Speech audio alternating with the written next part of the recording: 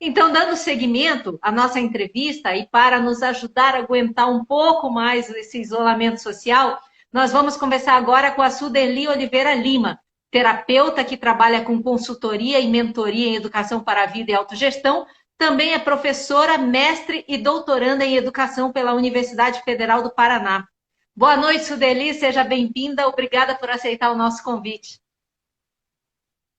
Boa noite, boa noite. Eu que agradeço pelo convite, tá? É uma grande satisfação também escutar o Yassin, né, e o Tiago falando nesse momento tão complexo, né, que estamos trabalhando, né, que estamos vivenciando. Inclusive, o prazer é todo meu. Obrigada de verdade pelo convite. Então, Sudeli, quais são os principais impactos do isolamento social na vida das pessoas? Por exemplo, crises de ansiedade, de depressão, ou até situações extremas, como as ocorrências de suicídios, têm suas condições potencializadas nesse ambiente inseguro e amedrontador por natureza trazido pela pandemia? Até onde é culpa só da pandemia ou não essas situações? Vamos começar assim um pouco de falar em questão do impacto social, né? E desse isolamento que tanto ou distanciamento social que nós temos vivenciado há mais de 9 meses. Você veja, muito se fala hoje, se conversa, se discute nas redes sociais, no meio político, etc., inclusive acadêmico, mais voltada aos impactos sociais na economia, né? Nas dimensões sociais sobre a economia ou saúde física, ou seja, né? Se leva à morte ou não leva à morte, quais são os problemas ou as sequelas que essa doença está nos trazendo. Mas pouco se discute sobre a saúde mental das pessoas, como que as pessoas estão trabalhando dentro de si a ansiedade, a depressão, o pânico, que sem dúvida nenhuma, e aí eu vou falar assim já, não podemos falar que esses sintomas ou essas doenças, elas sejam resquícios simplesmente da pandemia. Vou falar para você que talvez seja ansiedade, depressão, o pânico, etc.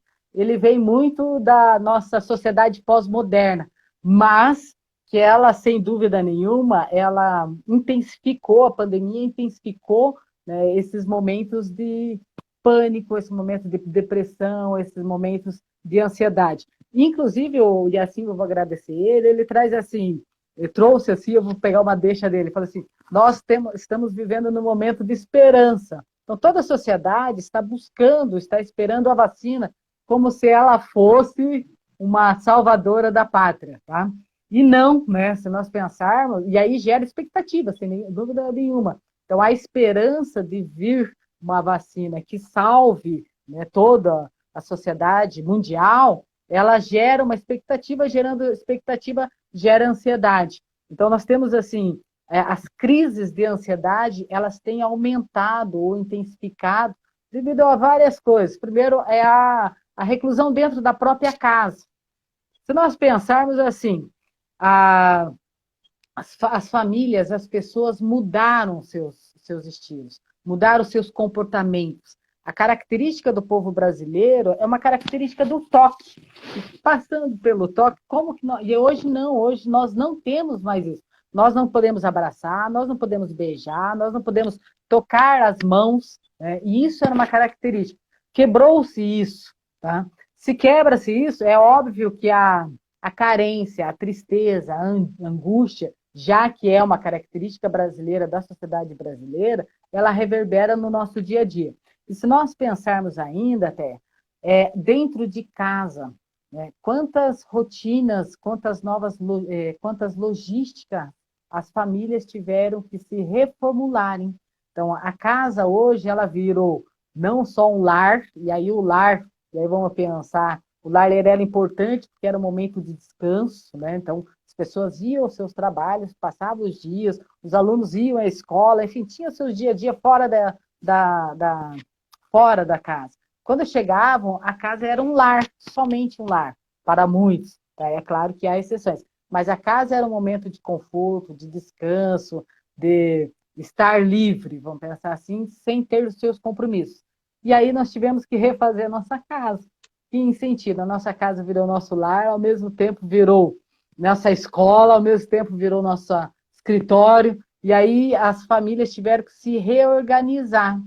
É óbvio que isso, ela gera não só ansiedade, mas ela gera, ela traz os conflitos que até então não estavam à tona, porque é muito simples, é muito mais fácil eu fugir de um pânico, eu fugir de uma depressão, de uma tristeza, de uma angústia, fora de casa.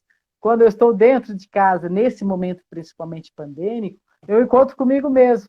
Mas além de encontrar comigo mesmo, eu tenho o pai, eu tenho a mãe, eu tenho os filhos, eu tenho um adolescente, e isso, né, ele intensifica.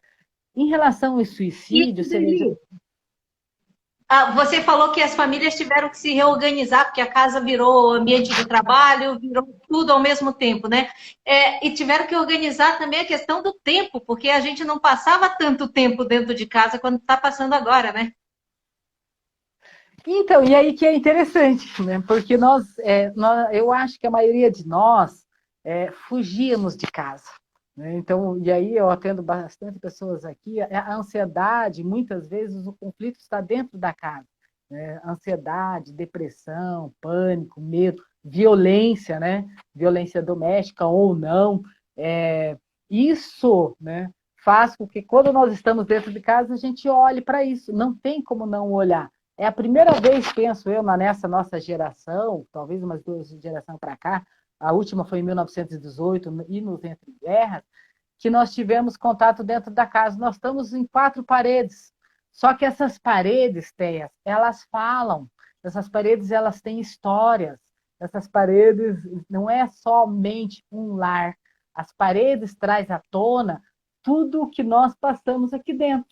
Né? Então, os conflitos internos, os conflitos das famílias, o filho que nós não conseguimos entender, o adolescente que até então era aborrecente e os pais ficavam livres. Então, as 4 paredes, né, e aí eu estou falando de uma forma só em questão para vocês entenderem, as 4 paredes é a primeira vez que elas estão conversando conosco.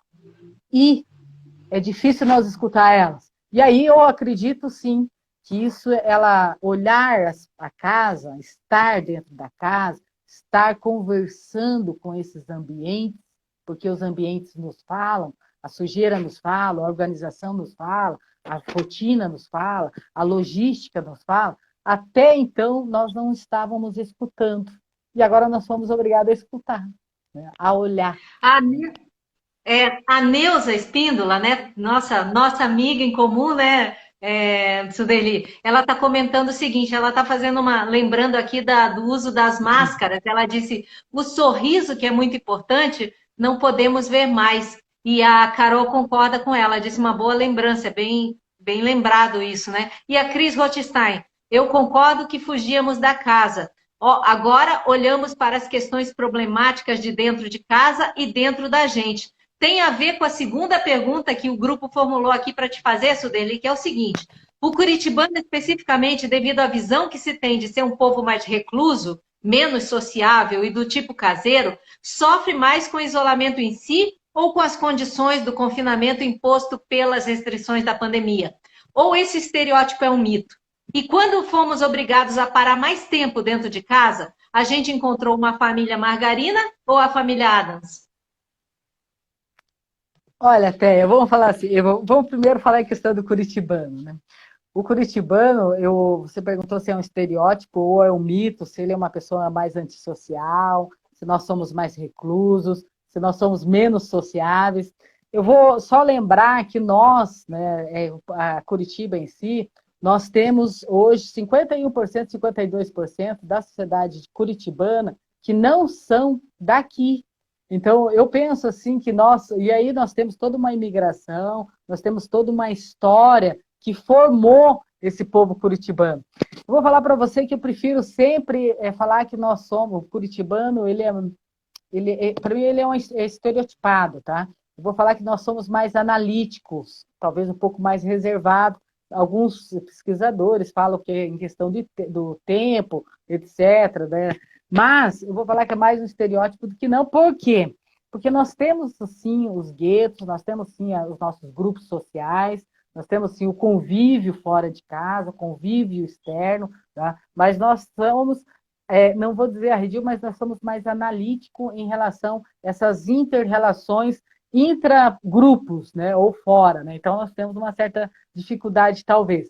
Agora, em questão do confinamento, se está sendo ou não mais difícil para o curitibano, eu vou falar para você assim, até então, eu estava dentro da minha casa, eu estava em determinado grupo social, ou né, fora de casa, assim, mas eu tinha o direito de ir e vir, tá?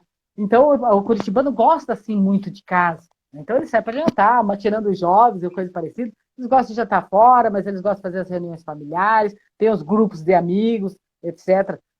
Nós não interagimos muito entre grupos sociais, diferentes grupos, a não ser aquele mais próximo, mas a obrigatoriedade, né, de nós estarmos dentro de casa, eu acho que isso tira a minha liberdade.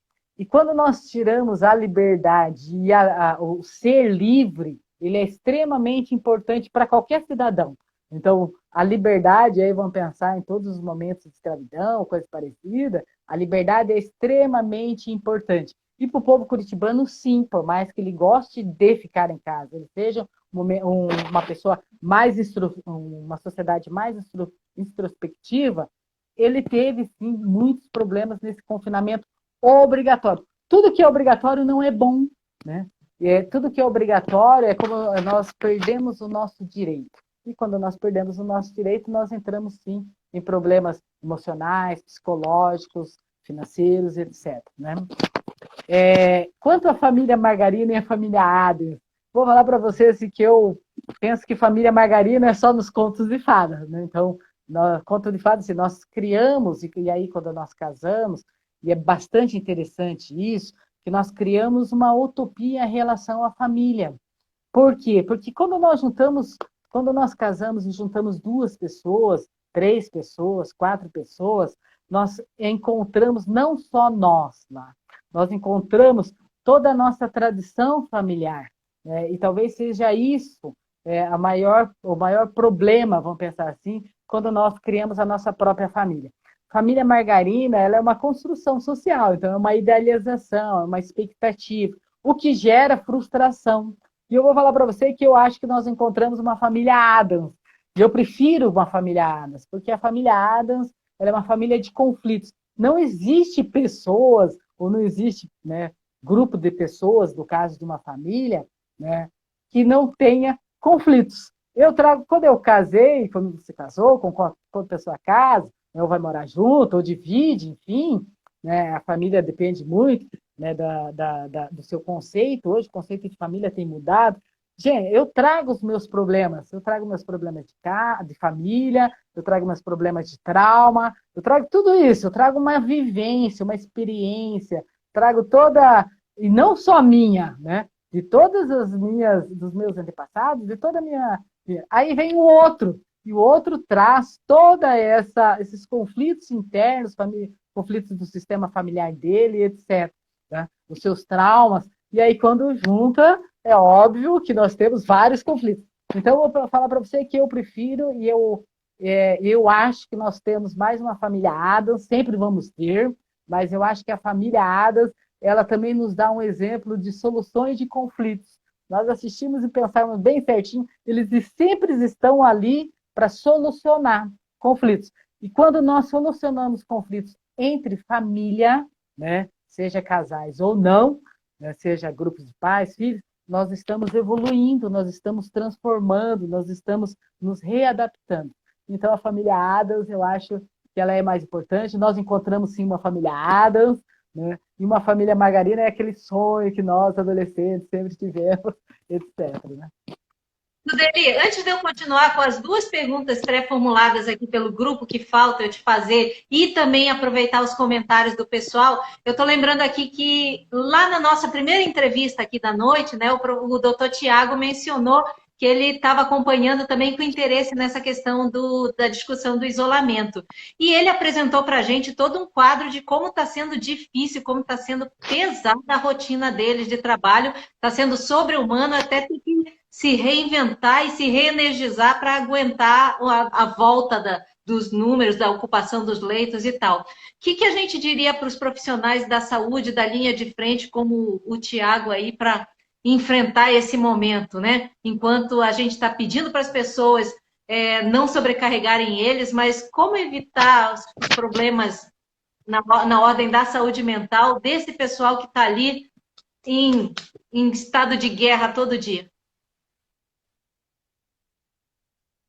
Olha, até, eu vou falar assim, primeiro, né, se nós comentarmos em relação aos profissionais da área médica, né, durante, não só no momento pandêmico, né, mas no momento fora da pandemia, antes da pandemia, eles já têm contatos com pessoas, né, com grupos de pessoas, porque ali é um hospital, eu vou ao hospital porque eu estou doente. Se eu vou ao hospital porque eu estou doente, eu estou levando toda uma carga negativa, toda uma carga pesada, ou uma energia negativa e pesada para esse grupo de profissionais. E eles, eu sempre comento assim, eu tendo vários médicos aqui, eu sempre falo que é importante que eles sempre estejam atentos para a sua saúde mental, física, emocional, psicológica. Mas se isso ele já deveria, né, sempre ser uma prática, né, de se cuidar emocionalmente, mentalmente, né, no momento antes da pandemia, no momento pandêmico, eu sempre comento assim, nossa, eles estão direto com a morte. Se você for pensar, eles estão sendo quase que uma barreira. Você sabe o que é? E eu fico imaginando, né? Eu escutei a entrevista do Dr. Tiago e sempre converso com outros médicos de várias especialidades. Eu fico pensando assim, como que é eles serem barreira de uma morte? Porque você veja, se uma pessoa que está com Covid, ele nada mais, e o médico ele é, né, a barreira para que essa pessoa não vá para outro lado, não vá para outra vida, enfim, não morra, né, não deixe essa vida, ele está sendo uma barreira da morte. Quando ele é uma barreira da morte, é óbvio que todo o psicológico e o mental dele, aquela função, aquela vontade de fazer com que a outra pessoa sobreviva, né, é extremamente complexo. Eu acho que eles têm que ter um acompanhamento, sim, senão, após passar esse momento pandêmico, eles estão sendo sugados demais. No começo, era tão. A sociedade brasileira falava deles, protegiam eles, o poder político não os protege, não nos dá condições emocionais, psicológicas, mentais, e se eles não se cuidarem, e aí eu vou falar assim de coração, eles vão ter, eu penso assim, grandes problemas emocionais, porque energético, inclusive, né? O peso. Que tipo de cuidado, Deli? Que tipo de cuidados no dia a dia ali? Acordar, dormir, voltar para o plantão, que tipo de cuidados esses profissionais precisam estar atentos? Eu penso Autocuidado. assim, sabe? Primeiro, assim, eu acho que buscar ajuda é importante, tá? E aí eu não estou puxando sardinha para o meu lado, não. Nós temos várias pessoas, né? Nós temos várias linhas terapêuticas que colaboram nisso, tá? Para que eles tenham um enfrentamento, né, na pessoa, do ser humano dele. Porque separar o ser humano do profissional é extremamente complicado, é difícil, eu estou falando inclusive de mim aqui, é difícil de nós não levarmos os problemas dos clientes, dos pacientes, para a nossa vida pessoal. Então, se eles buscarem essas ajudas, eu acho que é extremamente fundamental. E eu acredito assim que outras coisas, como uma atividade física, meditação, as pessoas e o médico, eu sei que é complexo para eles pensarem, essa é uma outra linha, né, de encontro consigo, de ficar só com o que é dele. Então, né, a meditação ela é importante, sim. E eu acho assim que a hora que sair do hospital é limpar a mente. O que eu estou falando com isso? É deixar os problemas dentro do hospital. É não sobrecarregar e não se sentir culpado ou não se sentir sobrecarregado. Isso é limpar mesmo. É fechar a porta. A partir de agora, desse momento, eu fecho essa porta. Né? E daqui para frente, eu sou o doutor Tiago, vou usar ele como exemplo. Então, quando ele está lá na frente daquela pessoa, é olhar para aquele paciente e saber que aquele paciente vai dar conta daquilo. Né? O paciente também tem uma certa responsabilidade. Né? Nós temos que pensar que se o paciente está lá, principalmente no estado do Covid, ele também tem uma participação naquele estado dele. Então, o médico não precisa ser o salvador da pátria, bem entre aspas. Tá? Então, olhar para aquela pessoa e falar assim, olha, você dá conta disso porque você está aqui, porque não vou falar que porque quer, mas você está aqui e você dá conta disso. É não tomar as dores. Fechou a porta ali, foi para casa, é falar assim, olha, a partir de agora é fechar a porta mesmo, cortar a barreira, sabe? Aprender isso. Falar, a partir de agora, você fica aqui, e daqui para cá, eu vou usar o doutor Tiago, ele que me dê licença, daqui para cá eu sou o Ele tem Tiago. participação dele aqui, inclusive. Tem mais Eu sou o participação dele Tiago. aqui, inclusive. Eu sou o Tiago homem, eu sou o Tiago ser humano, eu sou a Tiago emoção, eu sou o ser humano, lá eu sou a profissão. Então, separar isso é fundamental. É cortar mesmo, sabe? Né? É dividir. E é um exercício, é um exercício. Porque eles devem estar se cobrando ser o super-herói em tempo integral também, né? Mas vamos, isso aqui é só uma especulação minha. Deixa eu ler mais alguns comentários. A Tina Demarche, o frio de Curitiba contribui para programas mais caseiros. A Carol Magnoni, adorando a fala da Sudeli. A Mara Cornelce, jornalista Mara Cornelce. Boa noite, pessoal. O Robson Valdez. Toda família é disfuncional em algum grau. A pandemia nos obrigou a viver as 24 horas dessa disfuncionalidade. A Malu Silva, Verdade. Importantes reflexões neste momento. E o Tiago Dantas, doutor Tiago, aqui usado até como exemplo aqui pela Sudeli. Eu e meus colegas compartilhamos surtos em grupo. Já vamos para o plantão com medo do que nos espera. Deixa eu continuar aqui as perguntas, Sudeli. Tá muito bom, tá muito empolgante a gente deixa eu só falar, tanta informação. Teia, deixa eu só falar assim, respondendo, se você me permite, deixa eu só falar um pouquinho do comentário do doutor Tiago. Eu acho que olhar o medo, sabe? Você olhar o medo. Eu sempre falo assim, nas minhas consultas, nos meus estudos, nas minhas pesquisas, olhar o medo, mas olhar também esse vírus como um ser maior do que nós. Né? E aí, talvez, né, nosso coração deu um pouquinho, né? Desculpa, assim, mas um pouquinho assim do nosso superego. Nós temos um superego, eu estou falando eu aqui, inclusive, no consultório, né, de olhar essa pandemia como algo muito maior do que nós, né, que nós não sabemos a dimensão, e de olhar o medo e assumir aquele medo. Assumir o medo é importante. E eu entendo, doutor Tiago, surtos em grupos, e aí, pós-pandemia, eu vou falar para você que a minha preocupação é enorme em relação a isso. Né?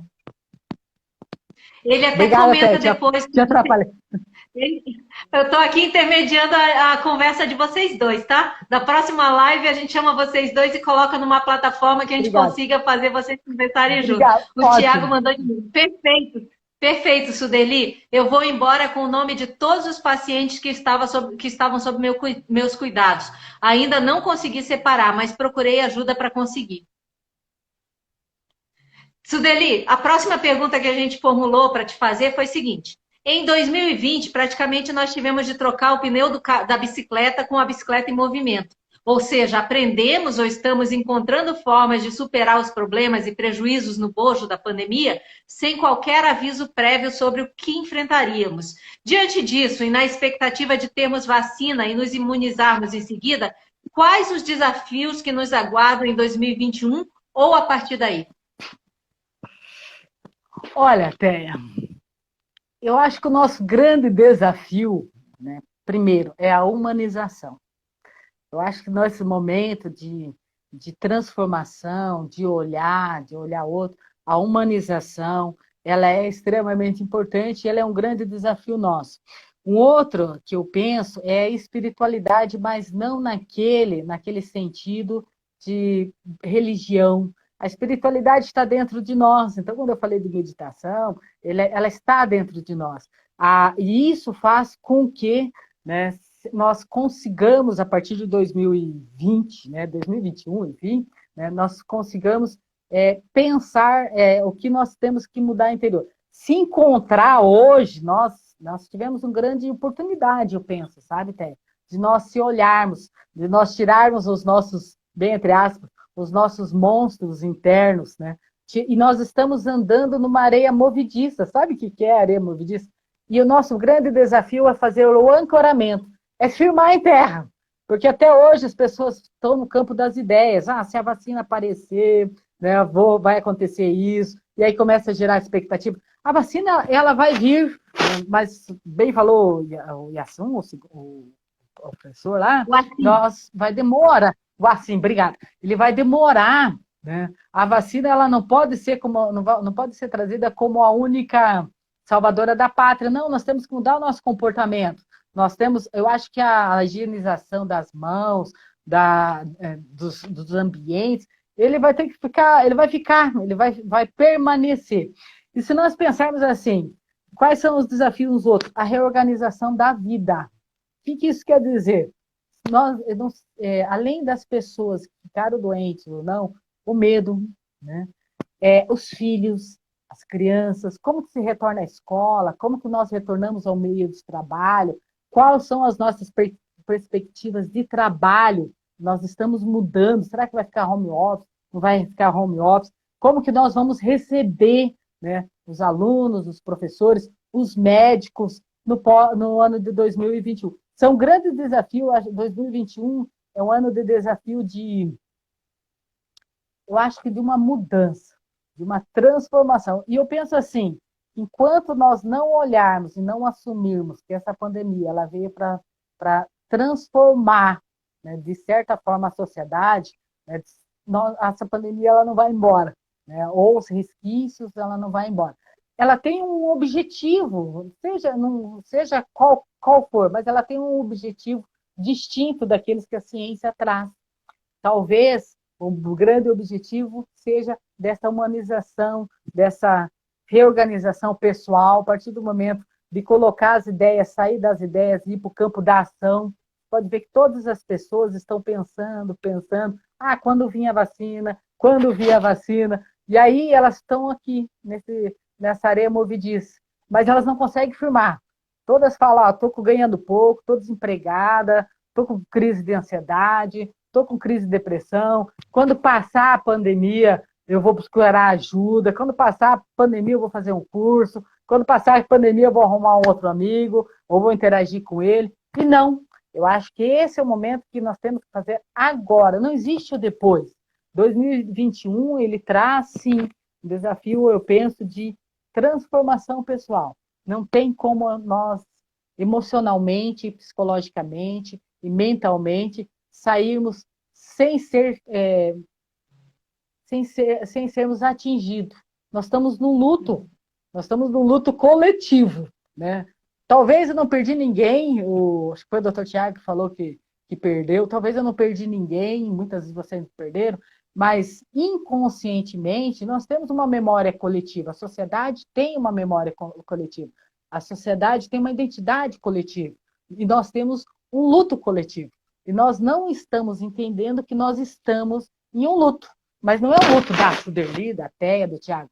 É o luto das categorias profissionais, que nem disse o Tiago, dos professores que estão em mudança, dos vendedores, enfim, de vocês jornalistas. Mas nós estamos também no luto de energia, de pessoas. E aí, luto coletivo só se cura com coletividade. Porque na individualidade a gente não cura. A gente não transforma. Mas a autoestima tem algum... A autoestima e esse olhar para dentro de si tem algum papel importante nessa movimentação, nessa transformação da realidade? Eu acho que... Bom, vamos falar assim, que a maioria, nós temos um problema hoje na sociedade pós-moderna, nós temos um problema em questão de autoestima, né? Isso não é só no momento pandêmico, né? Isso antes do momento pandêmico, de pandemia, nós temos um problema, a falta de autoestima, o que ela gera depressão, gera ansiedade, gera busca, consumismo, outras síndromes, etc. No momento de pandemia, a autoestima ela teria que ser extremamente elevada. O poder político, e aí o poder público, seja qual for, e aí eu vou retomar lá, nós estamos muito preocupados com os impactos financeiros, econômicos, físicos, etc. Mas os impactos emocionais, ele não está.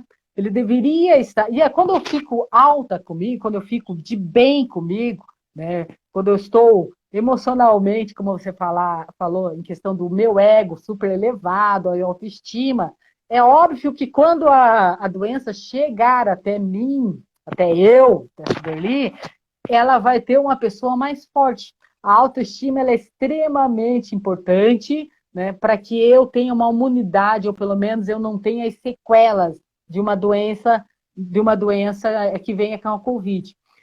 Até porque, vamos pensar que psicologicamente, emocionalmente, todas as doenças ou os vírus agora, em questão da pandemia, do coronavírus, ela atinge muito mais as pessoas que têm problemas emocionais, problemas de depressão, etc. Então, uma pessoa com autoestima elevada, eu não tenho dúvida nenhuma se ela venha a ter, e a maioria, como diz a ciência hoje, ou né, os pesquisadores dizem que 70% ou 80% da sociedade vai ter, né, o Covid, vai ter que passar pelo coronavírus.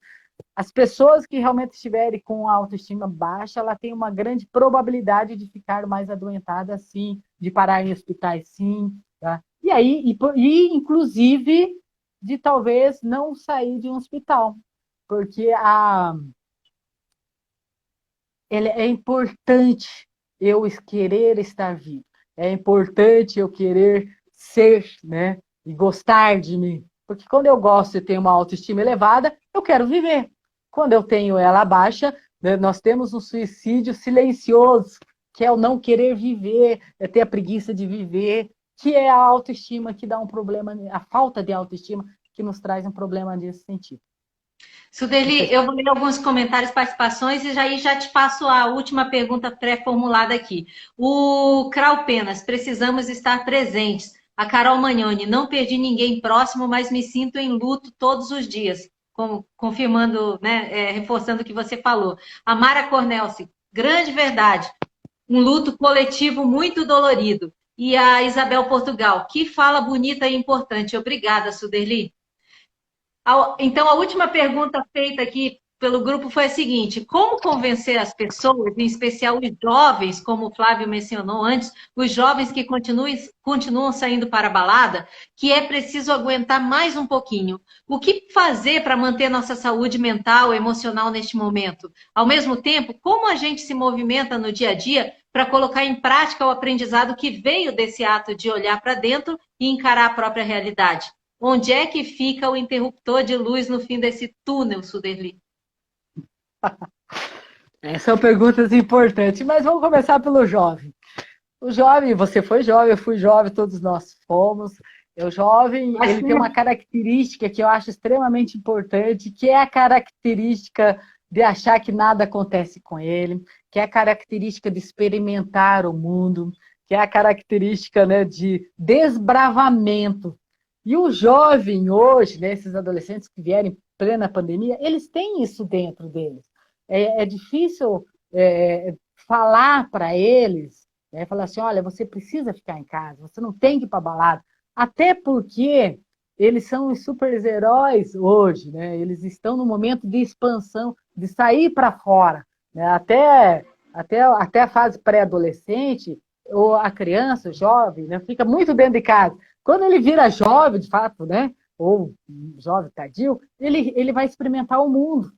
Tirar isso dele é extremamente complicado. Né? Por quê? Porque essa é a função do jovem. A função do jovem, talvez nós não entendamos, é realmente buscar, é desafiar. Né? Falar com ele, mostrar isso, falar assim, olha, espera um pouquinho a balada, né? Espera um pouquinho as saídas. O jovem precisa da interação social com os colegas, ele precisa da interação social com a família, né? Ele precisa experimentar, né, a dança, mexer com o corpo, para tirar aquela energia.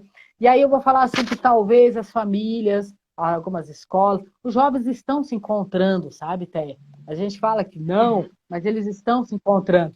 Talvez as famílias pudessem, né, fazer pequenas reuniões com eles, aonde eles realmente tivessem aquele momento dentro da casa, tá? Ou deixar um ambiente, ou deixar um dia para ele realmente dançar, para ele realmente curtir, para receber um amigo, tá? É claro, com todas as precauções, tá? É difícil, vou falar para você, a família fugir disso. Só falar, tá, Té, falar assim, ó, não saia, não vá para balada, não faça isso, não vai adiantar para ele. Porque eles estão com a energia, estão com a energia de um jovem. Lembra você quando eu era jovem, quando os pais falavam, nós queríamos ir brigar, nós queríamos falar mal do governo, tudo era isso. Nós éramos desafiadores, e eles são também. Então, hoje as famílias, talvez a escola pudesse interagir um pouquinho com isso, com ele, de fazer esses grupos, né? E fazer com que eles realmente olhem. Talvez, assim, a escola e a família, né, vocês jornalistas, pudessem, sim, criar grupos que eles realmente começassem a observar e analisar isso. Porque as escolas falam do coronavírus, mas elas não explicam o porquê. O jovem, ele tem que fazer parte, o jovem, ele tem que realmente construir. Ele não é mandado. É mentira quando nós falamos que nós mandamos um jovem. Ele se manda bem, entre aspas, tá? Porque ele quer se mandar. Então, nada mais importante, talvez, as famílias e a escola, né, que são os lugares onde eles estão, fazer com que eles olhem de verdade, tá? E se coloquem, e briguem, inclusive, briguem com o poder público, briguem com o poder político, peça cobrança, porque se a gente instigar isso nele, eles fazem. Sem dúvida nenhuma, você sabe que jovem, fazendo com que eles abram a consciência, eles instigam. Em relação à nossa saúde mental e emocional, eu vou falar para você assim, que se nós não focarmos muito mesmo, eu estou falando assim, inclusive nós aqui, que eu trabalho com consultoria, mentoria, não vou falar para você que nós não entramos em crise, o doutor Tiago também falou nisso, nós entramos em crise sim, tá? E aí eu fico pensando isso, e aí nós procuramos ajuda. Não tem como, vou falar para você, e aí infelizmente o poder político não nos dá isso, tá? Não tem como de nós não procurarmos ajuda nesse momento. Se nós não tivermos condições de ajuda, né? Olha, práticas de exercício em casa, meditação, tá? Procurar a sua espiritualidade interna, tá? Buscar o seu eu de fato, tá? O seu eu, né, superior, nós temos um eu superior, tá? Se nós entrarmos bem em estado de relaxamento, limparmos bem certinho nossa mente, ele vai conversar conosco, tá? Não tenha dúvida disso. Nós somos uma sociedade tão rápida e tão acelerada que nós esquecemos de ficar quietinho um momento. Se nós ficarmos sentados aqui, quietinho, esvaziarmos um pouquinho, né, essas conversas, né, cerebrais que nós temos, sabe? Sem dúvida nenhuma, se nós focarmos, a nossa saúde mental, ela não precisa de um terapeuta, talvez. É claro que ele é importante, mas se nós soubermos focarmos dentro de nós, ele vai dar uma boa aliviada. Então, hoje, para aquelas pessoas que não conseguem procurar ajuda, sabe? Seja por devido financeiro, ou seja porque não tem condições, eu vou falar que uma meditação interna e você focar dentro de si, ele é o suficiente. Porque eu sempre falo assim, para as pessoas que vêm me procurar, a cura sempre está dentro da gente, sempre.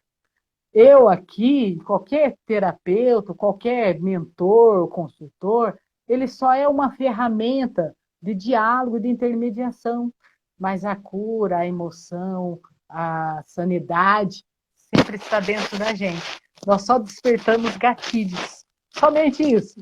Então, se você focar até bem certinho no seu, ficar bem quietinha, você encontra você aí dentro, sem dúvida nenhuma. Nós somos muito plenos.